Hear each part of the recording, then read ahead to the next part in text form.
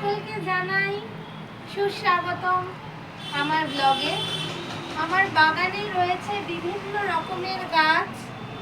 হ্যাঁ, মালি সাহেবা হচ্ছেন আমার মম, এবং আরও এক দুজন আছেন যারা এসে এসে এগুলোর যত্ন করে।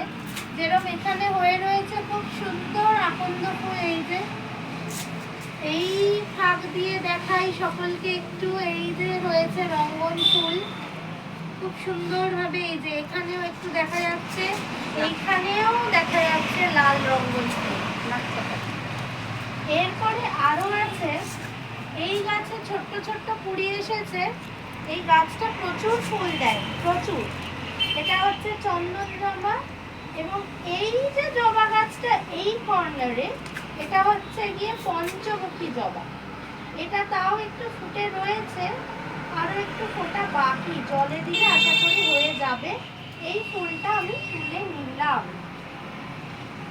এই যে এখানে দুটো কুড়ি রয়েছে, 1 and here 2।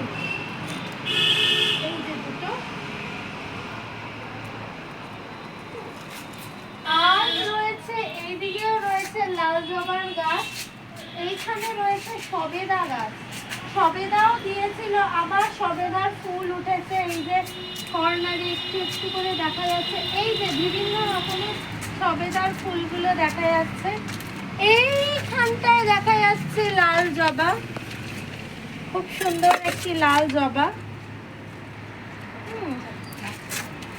আজ নীল রঙে মিশে গেছে লাল, রং চিনে নেবার আকাল। ঠিক সেরকম এই যে লাল জবা। এইখানে রয়েছে বগেনভিলিয়া, পিঙ্ক কালারের বগেনভিলিয়া, ঠিক যেমন আমার মল্লিকা বনে যখন প্রথম ধরেছে আমার মল্লিকা বনে। সুন্দর নাকচাপাও রয়েছে। এই যে এটা হচ্ছে নাকচাপা, সাদা সাদা ফুলগুলো। অ্যালমন্ডা রয়েছে, এই যে এখানে অ্যালমন্ডা, খুব সুন্দর অ্যালমন্ডা রয়েছে। এখানে আরেক রকমের জবা ফুল রয়েছে, পোড়া লাল জবা। এখানে রয়েছে পেয়ারা গাছ। পেয়ারা গাছ তো আমরা সকলেই চিনি ছোটবেলা থেকে, সিন্স 90s এবং তার আগের 80s and 70s এর যারা, তারা খুব ভালো জানে যে পেয়ারা পাতা দিয়ে নুন এবং সর্ষের তেল দিয়ে দাঁত ঘষলে দাঁত একদম চকচকে গ্রেনাইট হোয়াইট হয়ে যায়। এরপরে রয়েছে খুব সুন্দর রকমের বগেনভিলিয়া, এটা white.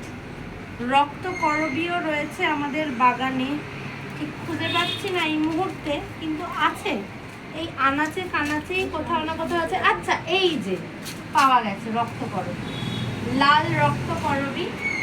R last but not the least আরো আছে, এই যে আমার বাগানে খুব সুন্দর লেবু হয়েছে, খুব সুন্দর। আহ, কি মিষ্টি মধুর গন্ধ, ঠিক যেমন চেসমি গ্লিসারিনের মতন।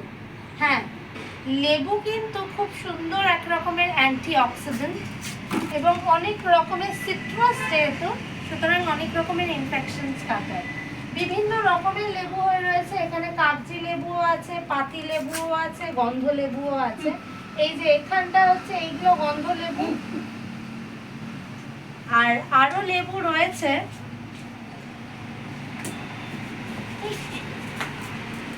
একটা ছিল গাছ থেকে পাড়া, এই যে কাগজি লেবু।